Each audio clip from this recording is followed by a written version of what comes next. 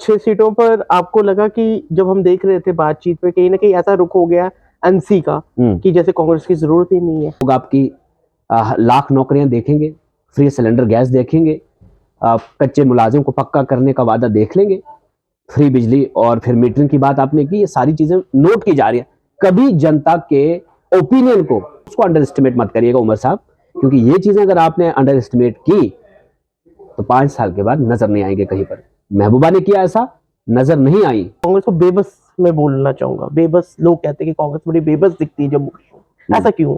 बेबस वक्ती तौर पे मोदी जी ने गलत पावर का इस्तेमाल किया। वो जमहूरियत के तौर तरीकों से बाहर निकल कर आते हैं, डंडा चलाते हैं, लाठी चलवाते हैं, गोली चलवाते हैं, थानेदारों का इस्तेमाल करते हैं, पुलिस का गलत इस्तेमाल करते हैं। उससे यकीनन आवाज को वक्ती तौर पे दबाया जाता है। इसका कतई मतलब ये नहीं है कि आप कांग्रेस पर विजय पा गए। हम एक बहुत बड़ा संगठन है कांग्रेस, एनएसयूआई है, यहाँ पर नौजवानों का अलग संगठन है, स्टूडेंट्स का अलग संगठन है, पेरेंट्स बॉडी का अलग संगठन है, पंचायत राज का अलग संगठन है, स्टेट लेवल कैडर अलग है, नेशनल लेवल कैडर अलग है। कांग्रेस एक समंदर है।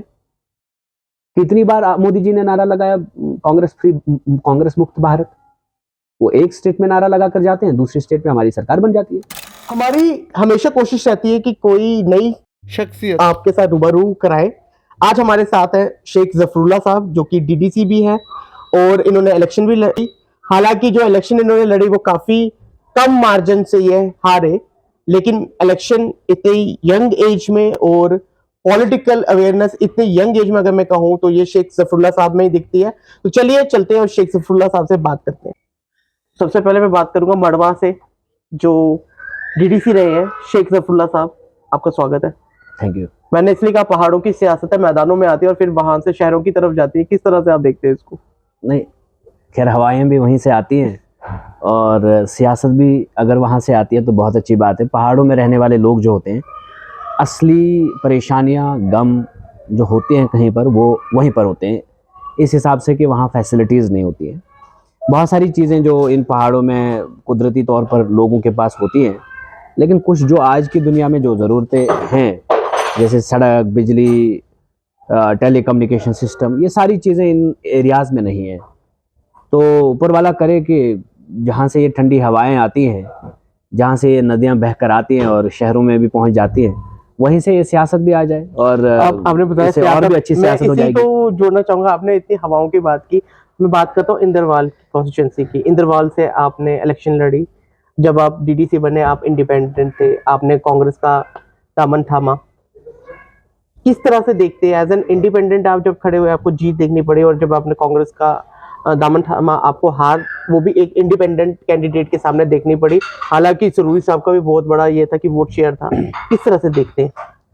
देखिए, डीडीसी प्लेटफॉर्म और इस प्लेटफॉर्म की अगर बात करें, वो एक ब्लॉक लेवल तक सीमित था। अब कॉन्स्टिट्यूंसी लेवल पे मुझे प्लेटफॉर्म मिला। इस इलेक्शन के लिए मुझे लगता है बिल्कुल एक सेपरेट एक्सपीरियंस चाहिए था और पहली बार ये वाला इलेक्शन लड़ा, एमएलए इलेक्शन। तो हार जरूर मिली लेकिन सीख भी बहुत मिली। बहुत हालांकि मार्जिन बड़ा कम था, हालांकि मार्जिन बड़ा बिल्कुल। और दूसरी बात है कि मेरे सामने मदे मुकाबल जो लोग थे वो बहुत ताकतवर लोग थे, पैसे वाले लोग थे, करोड़पति लोग थे, पॉलिटिकल एक्सपीरियंस था, पॉलिटिकल जर्नी थी उनकी। कोई 27 साल, कोई 30 साल, तो इस तरह से वो पॉलिटिक्स में रहे। और मैं तो मुझे तो सिर्फ 6 साल हो गए अभी पॉलिटिक्स में, और मेरे पास वो पैसा नहीं है जो उनके पास है। फिर भी जो लोगों ने साथ दिया, मैं समझता हूं कि मेरे लिए ये बहुत बड़ी जीत है। और पहला इलेक्शन है, अभी हमारी उम्र पड़ी है सियासत में। शेख साहब, मैं सीधे कटाक्ष पे आऊंगा कि एनसी और कांग्रेस की बात करें। एक समय पे उमर अब्दुल्ला सीधे कहते थे कि एनसी सभी पर अपने उम्मीदवार उतारेगी, बाद में कहीं देखा गया ये मैच जो फ्रेंडली हो गया। किस तरह से देखते हैं ऐसे? देखिए, ये तो उन्हीं के स्टेटमेंट्स बदलते आए। उन्होंने पहले सच में कहा कि हम अकेले लड़ेंगे, फारूक साहब ने भी बयान दिया, उमर साहब ने भी उनकी तायीद की। फिर उन्होंने कहा कि हम मिलकर लड़ेंगे अलायंस पर, किसी जगह कांग्रेस को सीट मिलेगी, किसी जगह नेशनल कॉन्फ्रेंस को मिलेगी। फिर धीरे धीरे और बढ़ते गए आगे, फिर कहा किसी जगह हम सब मिलकर लड़ेंगे तो किसी जगह लड़ेंगे अलग अलग, फ्रेंडली अलायंस नाम दिया। और कांग्रेस ने यह सोचकर सारी शर्तें अभी तक मानी कि हमने किसी भी तरह बीजेपी को पावर कॉरिडोर से बाहर रखना है। ये सारी शर्तें इसलिए नहीं कि हम कहीं कमजोर हैं, ये सारी शर्तें इसलिए हैं कि इसलिए मान ली गई कि हमारी कोई गलती ना हो जिससे फायदा बीजेपी को मिले। ये एक पहल रही हमारी तरफ से। इसका कतई मतलब ये नहीं है कि उमर अब्दुल्ला साहब बार बार नाजायज फायदा इस चीज का उठाएं। हम आज भी उनको समर्थन दिए सरकार बनाने के लिए, लेकिन उनका बिहेवियर क्या है पूरी जनता को मालूम है। और अगली बार भी उन्होंने इलेक्शन में आना है। ये कोई शेख खानदान को कुर्सी विरासत में नहीं मिली है, ये उमर साहब को कोई विरासत में नहीं मिली है कुर्सी। राहुल गांधी के साथ जो उनकी दोस्ती है, आपको लगता है ये सारी चीजें मैं बोलूंगा, ये कोई ऐसी कुर्सी नहीं है कि जो उनको यूं ही मिल रही है और मिलती जाएगी। आज 42 मिल गई और कल भी मिलेंगे और फिर वो इसी तरह सोचते रहेंगे कि नहीं मैं जो चाहूं वो करूं। एरोगेंस कभी नहीं आना चाहिए। अगर आप अलायंस पार्टनर्स थे, आपको एज अलायंस पार्टनर ही अभी भी बिहेव करना चाहिए। हमारे वर्कर्स ने, हमारे संगठन ने उनको सपोर्ट किया और 42 सीटें मिली है। 16 ऐसी सीट्स हैं जहां पर अगर हम नहीं सपोर्ट करते कभी नहीं जीतते। कश्मीर में अगर हम उन्हें सपोर्ट नहीं करते तो कई जगहों पर पीडीपी निकलती और कई जगहों पर हम जीते होते। हमने सेक्रीफाइस इसलिए किया कि हमने पावर कॉरिडोर से बीजेपी को बाहर रखना है। लेकिन इसका पूरा नाजायज फायदा अगर बार बार आप उठाएंगे, you also have to come. आप फिर आएंगे, मुझे पता है, आप फिर राहुल जी के पास जाएंगे, आप फिर सोनिया गांधी जी के पास जाएंगे, लेकिन वो आपकी ये बातें नहीं मानेंगे फिर, क्योंकि यहां का संगठन बिल्कुल इस वक्त ये साफ तौर पर हमारा मानना है कि ये जो करीबी, ये जो नजदीकियां बढ़ाई जा रही है मोदी जी के साथ, ये बिल्कुल बर्दाश्त नहीं होगा। इसलिए राहुल गांधी जी आपके सपोर्ट नहीं कर रहे हैं। आप सर्दी को गर्मी में बदलने की बातें करने लग जाएंगे। जिस स्टेज से आपने परसों तारीफ की, जिस टनल की आपने इनॉग्रेशन की, काश आपके मुंह से राहुल गांधी जी का नाम निकला होता उस वक्त। जो राहुल गांधी जी जब फाउंडिंग स्टोन डाली गई थी उस टनल की, उस वक्त वो वहां पर थे। काश आपने नाम लिया होता। उमर साहब, आप भी और आपके फादर साहब भी उस वक्त वहां पर थे। बोलिए, बोलना नहीं चाहिए आपको, लेकिन आप भूल जाते हैं। क्यों? आपको लगता है कि मोदी जी के साथ साथ चींची मीमे करके आपको स्टेट मिल जाएगी, सारी पावर मिल जाएगी। नहीं मिलने वाली, ऐसे नहीं मिलेगी। कांग्रेस के बगैर आपका कोई वजूद नहीं है जम्मू कश्मीर में। ये लिख कर लीजिए। अगर आप कांग्रेस को छोड़कर अगर आपके अलायंस की बात करें, आपको तो सारे इंडिपेंडेंट जो आपके साथ मिले हैं वो तो आपको ब्लैकमेल करेंगे। They will start blackmailing you, they will not bargain you. Congress is bargaining, bargain इस बुनियाद पर कि हम अलायंस के पार्टनर से हैं, बीजेपी के पास मत जाइए। स्टेट का मफाद उसमें छुपा नहीं हुआ है। आप देखिए इधर जीवल में परसों गोली चली। This has happened all after the abrogation of 370। This has happened all. मैंने कभी जम्मू को इतना मतलब ये नहीं देखा कोई किसी की बाली चुरा कर ले जाता है, कान काट के बाली चुरा कर ले जाता है जम्मू में। ये कभी हुआ था ऐसा? हम इन चीजों को रोकने के लिए अलायंस के साथ खड़े हो जाते हैं। उमर साहब आप सरकार चलाइए, तो उमर साहब सरकार नहीं चला रहे, आपकी गाड़ियां चल रही हैं, हम देख रहे हैं। Every single day we watch you. आपकी यहां से रेजिडेंसी रोड से गुजरती हुई गाड़ियां, सीएम हाउस से निकलती हुई गाड़ियां, पूरा वीआईपी प्रोटोकॉल लेकर आप चले जाते हैं। गाड़ी चलती है, सरकार नहीं चलाई जा रही आपसे। जनता 5 साल के बाद हिसाब लेगी। हम आज भी एज कांग्रेसी, जब तक हमारी पार्टी के आदेश हमें हैं, जब तक राहुल जी हमें कहते हैं कि हम we are the part of this alliance, we are the part of this alliance. जब तक आप मोदी जी के करीब नहीं जाते हैं, we are the part of this alliance. लेकिन आप उनके साथ कांग्रेस को टारगेट करेंगे, या आप उनके साथ मिलकर, मोदी जी के साथ मिलकर मोदी को खुश रखने के लिए आप बोलेंगे we are not the part of alliance and we are this and we are that. फिर स्टेटमेंट्स देंगे कि कांग्रेस ने जम्मू में अच्छा ही नहीं किया, तुमने हर जगह अलायंस होते हुए भी तुमने प्रॉक्सी कैंडिडेट्स उठाए। हमने जहां तुम्हारे वीक कैंडिडेट्स थे, हमने अपने मजबूत कैंडिडेट को रोका, लेकिन जहां हमारे मजबूत कैंडिडेट थे वहां तुमने अपने कैंडिडेट्स को उतारा मैदान में और उन्हें पूरी सपोर्ट की। आपने इंदरवाल में सपोर्ट किया अपने कैंडिडेट की, वो आपका कैंडिडेट कहता हुआ नजर आया।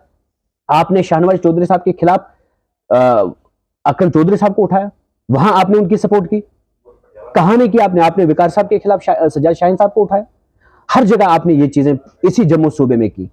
हमने तो नहीं किया इस तरह से, हम करते तो आप भी नहीं होते कहीं 42 सीट्स लेकर। तो दिस इज वेरी अनफॉर्चुनेट। और अभी 5 साल, आपको क्या लगता है 5 साल यूं ही गुजर जाएंगे? बीजेपी ने 10 साल जम्मू कश्मीर को चलाया, निकल गए 10 साल, 5 साल और निकल जाएंगे। बट आफ्टर 5 years आपको फिर मैदान में उतरना होगा, कोई नहीं सुनेगा आपकी। फिर अब बार बार तो ऐसी चीजें नहीं होंगी ना। फिर you can not expect every single day की मतलब ईद होगी, नहीं, हर दिन ईद नहीं होती है।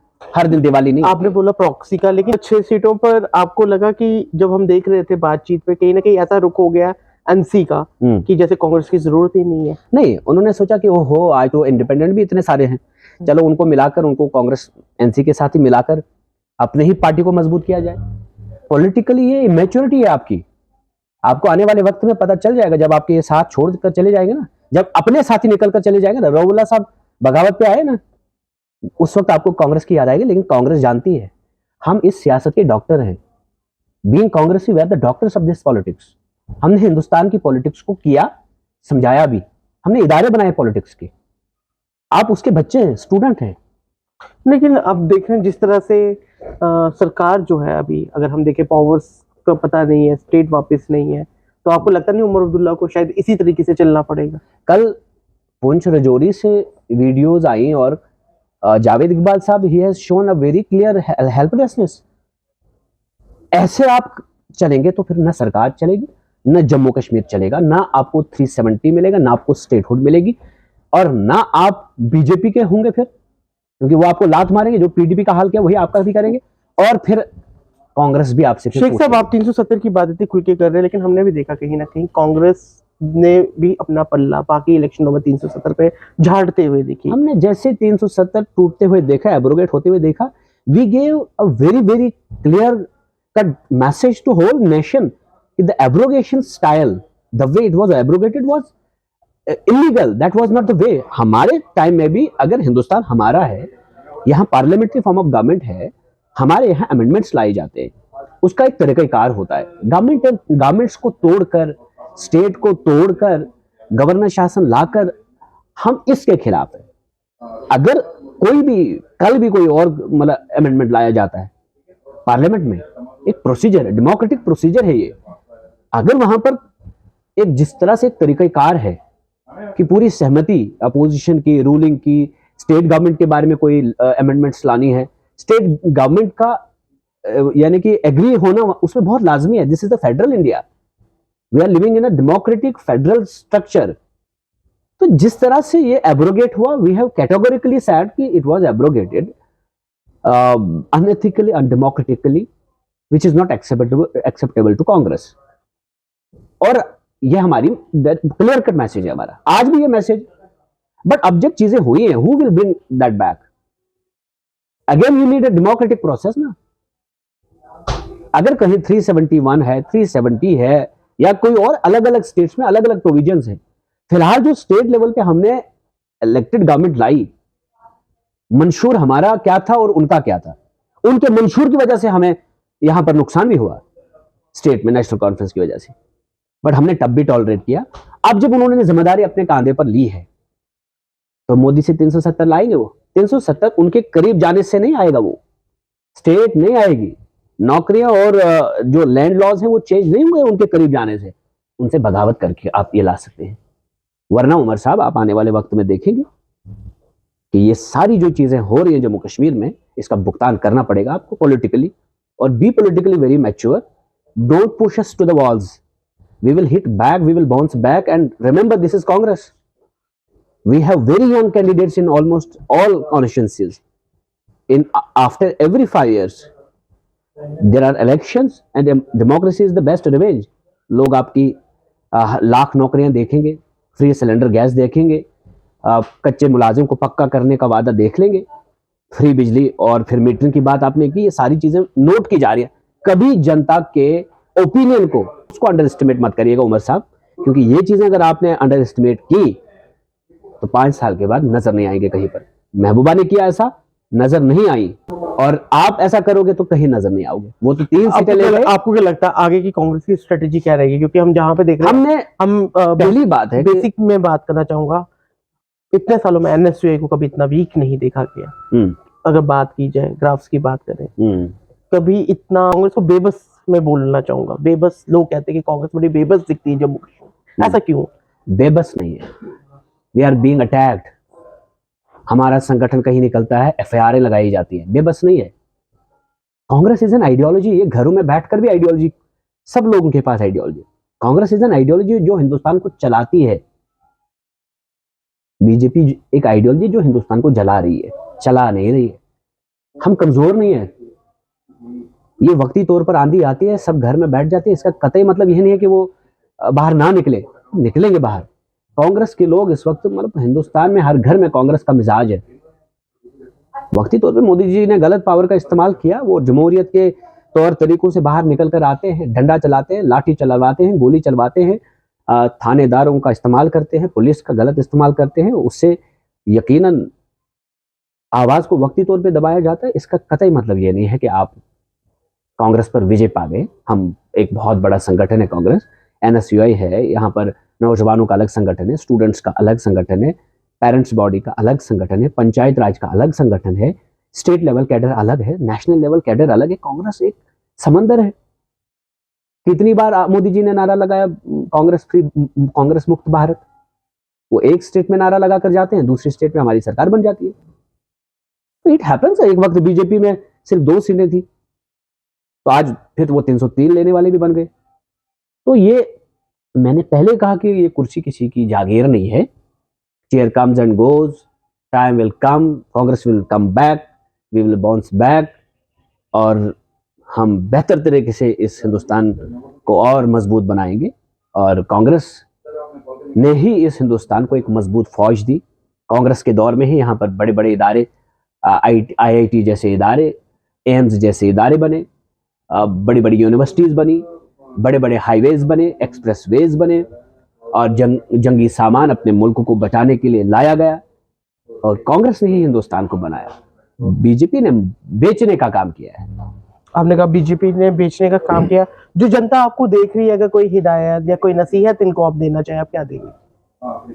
जनता से मैं बस इतना ही कहना चाहूंगा कि जम्मू कश्मीर आपका है, और इस जम्मू कश्मीर के लिए हमेशा आप वोट करते हैं, लेकिन आने वाले वक्त में वोट कांग्रेस को करिएगा, क्योंकि आप वोट तो देते हैं बीजेपी के खिलाफ, लेकिन देते हैं उन पार्टीज को जो बीजेपी के साथ ही बाद में मिल जाती है। बहुत सारी मिसालें ऐसी हैं। सबसे पहले मिसाल, कश्मीर के लोगों ने पिछली बार वोट दिया PDP को, PDP मिल गई बीजेपी के साथ। इस बार दिया NC को, वो भी मिलने की कोशिश कर रहे हैं। तो अगर ये वोट कांग्रेस को पड़ेगा तो ये दैट मीन्स कि ये प्योरली बीजेपी के खिलाफ पड़ेगा। अगर आप बीजेपी के खिलाफ है, आपने दिखाया कि जम्मू कश्मीर बीजेपी के खिलाफ है, इसलिए वो सरकार से बाहर रहे, लेकिन अब कोई भरोसा नहीं है इस वक्त की सरकार। जैसे ही इन्होंने रसगुल्ले खाना एक दूसरे के साथ शुरू किया और शॉल पहनाना शुरू किया, तो जब भी आने वाले वक्त में चाहे पंचायत राज के इलेक्शंस हो, चाहे म्युनिसिपैलिटी के इलेक्शंस हो, चाहे कोई भी इलेक्शन हो, अगर आपको लगता है कि आप बीजेपी के खिलाफ है, आप बीजेपी के खिलाफ है, फिर आपका वोट बीजेपी के खिलाफ तब जाएगा जब वो कांग्रेस को पड़ेगा। कांग्रेस को ग्रास रूट लेवल पर आप लोग और हम लोग मिलकर मजबूत करें, तभी बचेगा मेरा देश, और तभी होंगे तुम्हारे मसले हल। बहुत बहुत शुक्रिया। ये थे मेरे साथ सईद जफरुल्लाह, तो DDC भी हैं, इन्होंने इलेक्शन भी लड़े हैं, और यंग, मैं बोल सकता हूँ कि यंग अचीवर है, इन्होंने अचीव भी काफ़ी किया है, और जो इनका एक्सपीरियंस मैंने देखा ये काबिल तारीफ है। और मुझे बहुत खुशी हुई कि मुझे एक ऐसे पॉलिटिशियन से बात करने का मौका मिला जो वाकई में मुझे एजुकेटेड लगा आज के टाइम के हिसाब से। ये मेरी भी खुशनसीबी है। और एक चीज़ पर इन्होंने बहुत बेबाकी से बोला, वो है कि पॉलिटिकल अवेयरनेस वोटर्स की, आपके वोट को किस तरह से यूटिलाइज करके किस तरह लिया जाता है, उसको देखने की बहुत जरूरत है। अभी के लिए फिलहाल इतना ही, दीजिए हमें इजाजत। जय हिंद।